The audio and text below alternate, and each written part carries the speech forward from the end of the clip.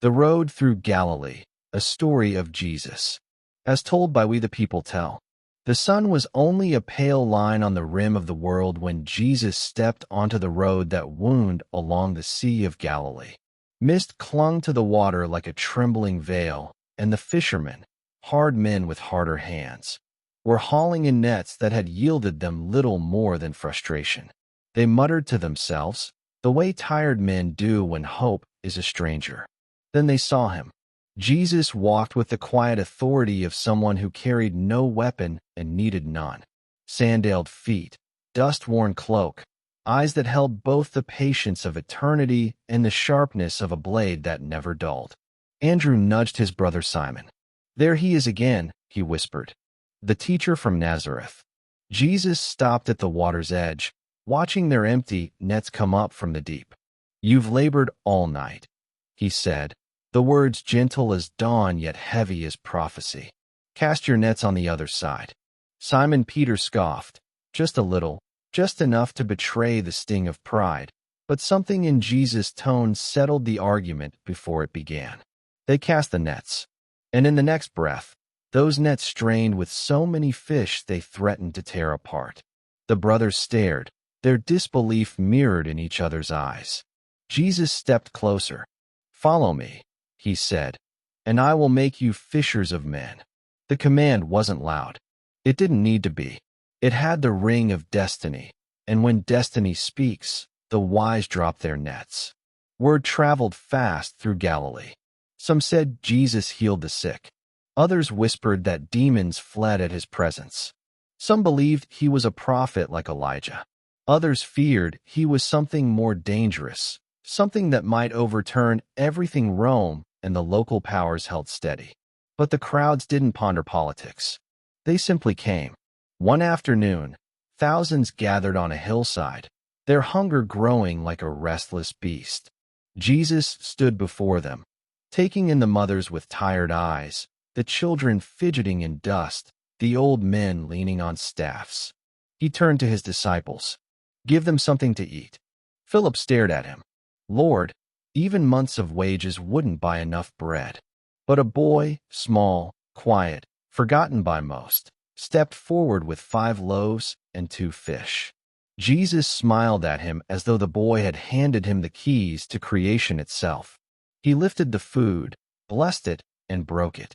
Bread multiplied in his hands like it had roots in heaven. Fish divided without diminishing. The disciples moved through the masses, distributing pieces that never seemed to run out. By the end, every stomach was full, and 12 baskets sat overflowing with what had begun as a child's offering. The people murmured, "Surely this is the one."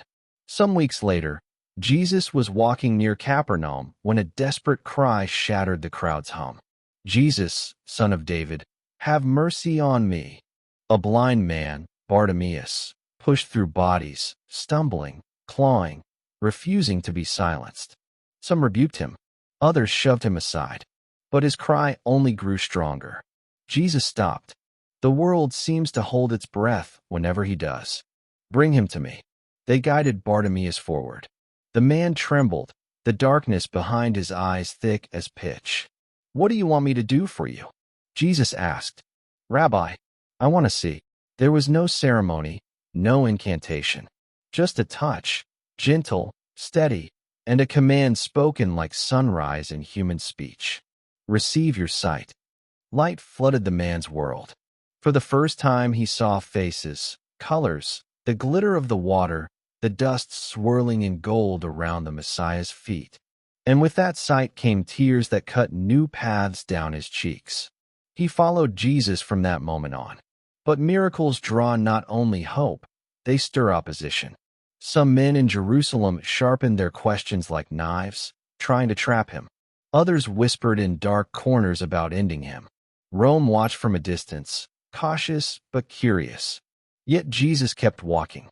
One night, the disciples battled a storm on the sea. Wind howled through their sails, waves slammed the boat, and fear wrapped its fingers around every heart. Then, through the chaos, a figure approached, walking on the water as though the storm were nothing more than a tantrum beneath his feet. Peter gasped, "Lord, if it is you, command me to come." Jesus nodded. "Come." For a moment, just a breath, Peter stepped on the waves and stood with faith burning bright. Then he saw the wind. Fear swallowed courage. He sank. Jesus' hand caught him before the sea could. "Oh, you of little faith," Jesus murmured, lifting him with the tenderness of a father reassessing a stumbling child. "Why did you doubt?"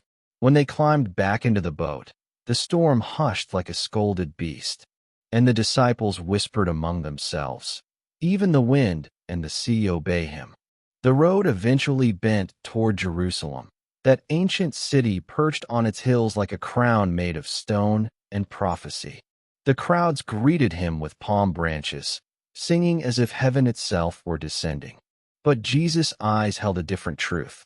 He saw the cross before anyone else could, felt the weight of it long before a single nail was forged. For he had come not just to teach, not just to heal, but to redeem, to carry the sins of a world that barely understood him. In the Garden of Gethsemane, the sky darkened as he prayed. His sweat fell like drops of blood. "Father," he whispered, "if it is possible, let this cup pass from me. Yet not my will, but yours be done." And when the soldiers arrived, led by Judas, Jesus didn't flee. He stepped forward, offering himself with the steady resolve of a man who loved his enemies enough to die for them. The cross stood tall the next day, silhouetted against a bruised and trembling sky. Nails held his hands. Spit stung his face. Mockers hurled their venom. But even then, Jesus spoke words the world had never heard from a dying man. "Father, forgive them." When he breathed his last, the earth trembled. The temple curtain tore from top to bottom. Even hardened soldiers whispered, "Surely this was the Son of God."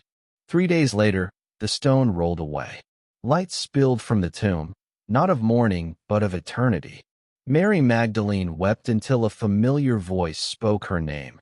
And in that moment, she saw the risen Christ, the first fruits of a new creation, the conqueror of death, the hope of all mankind. And he said, "Go and tell them." From that command, the world changed forever.